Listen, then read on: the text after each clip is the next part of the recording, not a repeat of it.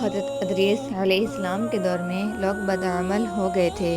فرشتوں نے اللہ کے ہاں درخواست کی کہ لوگ بہت بد عمل ہیں، یہ لوگ تیری عبادت نہیں کرتے، اس لیے ان کو منصب خلافت سے ہٹا دیا جائے۔ اللہ تعالیٰ کا ارشاد ہوا کہ انسان میں غصہ اور شہوت ہے، اس لیے انسان گناہ کرتا ہے۔ اگر یہ چیزیں فرشتوں کو دے دی جائیں تو وہ بھی گناہ کریں گے۔ فرشتوں نے کہا کہ ہم تو گناہ کی طرف جا بھی نہیں سکتے، خواہ کتنا ہی غصہ اور شہوت ہو۔ اللہ تعالیٰ کا حکم ہوا کہ تم اپنی جماعت میں سے کوئی 2 فرشتے لے آؤ جو تمہارے نزدیک بہت نیک ہوں، پھر ان کو غصہ اور شہوت دے کر دنیا میں روانہ کیا جائے گا تاکہ ان کو آزمایا جائے۔ چنانچہ ہاروت اور ماروت جو کہ نیک فرشتے تھے، زمین پر جانے کے لیے تیار ہو گئے۔ ہاروت و ماروت بہت پرہیزگار تھے۔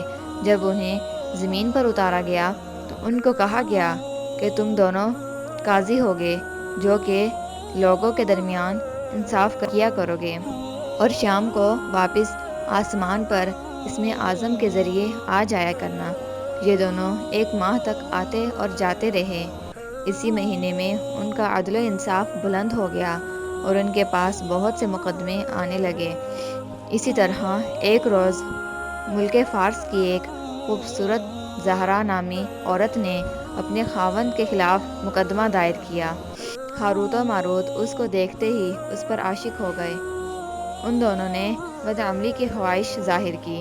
اس عورت نے کہا کہ تمہارا دین اور میرا دین دونوں مختلف ہیں، اور میرا شوہر بھی بہت غیرت مند آدمی ہے، جب اس کو معلوم ہوگا تو وہ میرا قتل کر دے گا۔ اس لیے اگر تم اپنی خواہش پوری کرنا چاہتے ہو تو پہلے میرے شوہر کو مار دو، اور جس بت کی میں پوجا کرتی ہوں تمہیں ان کو سجدہ کرنا ہوگا۔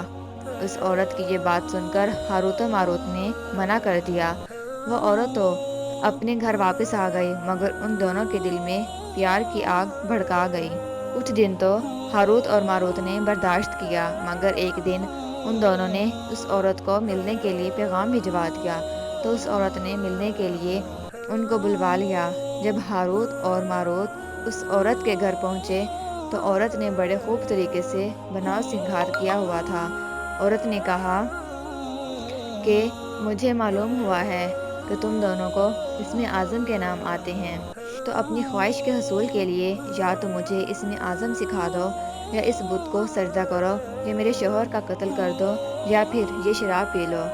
ہاروت اور ماروت نے سوچا کہ اسم اعظم بتانا تو اسرار الہی ہے اور اس کو فاش نہیں کیا جا سکتا، اسی طرح بت کو سجدہ کرنا یا کسی کا قتل کرنا بہت بڑا جرم ہے، اس لیے شراب لاؤ، ہم شراب پی لیتے ہیں۔ جب ہاروت اور ماروت شراب پی کر مست ہو گئے تو اس عورت نے اسم اعظم سیکھ لیے، اپنے بت کا سجدہ بھی کروایا اور اپنے شوہر کا قتل بھی کروا لیا۔ جب اس عورت نے اسم اعظم سیکھ لیے اور بعد میں اپنی شکل تبدیل کر کے آسمان پر گئی تو اللہ تعالیٰ نے اس کی روح قبض کر لی اور اسے ایک زہرا ستارے سے متصل کر دیا۔ دوسری طرف جب ہاروت اور ماروت کو ہوش آیا تو وہ اسم اعظم بھول چکے تھے اور اپنے کیے پر بہت شرمندہ اور نادم تھے۔ اللہ تعالیٰ نے فرمایا کہ انسان تو میری تجلی سے دور رہتا ہے، مگر یہ دونوں تو ہر شام بارگاہ رسالت میں حاضر ہوتے تھے، تو پھر بھی شہوت میں آ کر گناہ کر بیٹھے۔ تو انسان اگر گناہ کر لیتا ہے تو اس میں تعجب کی کیا بات ہے آخر؟ یہ سن کر تمام فرشتوں نے اپنی خطا قبول کی اور انسانوں پر طرح طرح کی باتیں کرنے کے بجائے ان کے لیے مغفرت کی دعا کرنے لگے۔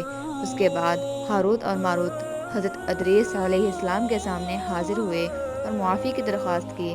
حضرت ادریس علیہ السلام نے ان دونوں کے لیے مغفرت کی دعا کی تو کئی دنوں بعد اللہ تعالیٰ کی طرف سے جواب آیا کہ ہاروت اور ماروت کو اختیار ہے کہ دنیاوی عذاب قبول کر لیں یا آخرت کا عذاب۔ تو ان دونوں نے سوچا کہ دنیاوی عذاب ایک نہ ایک دن ختم ہو جائے گا، مگر آخرت کا عذاب کبھی بھی ختم ہونے والا نہیں، اس لیے ہاروت اور ماروت نے دنیاوی عذاب کو قبول کر لیا۔ تو اللہ نے حکم دیا کہ لوہے کی زنجیروں میں جکڑ کر بابل کے کنویں میں الٹا لٹکا دیا جائے۔ اس کنویں میں آگ جل رہی ہے اور فرشتے ان پر کوڑے مارتے ہیں، اور قیامت تک یہ عذاب ان پر ایسے ہی رہے گا، اور آخر کار ان کا عذاب ختم ہو جائے گا۔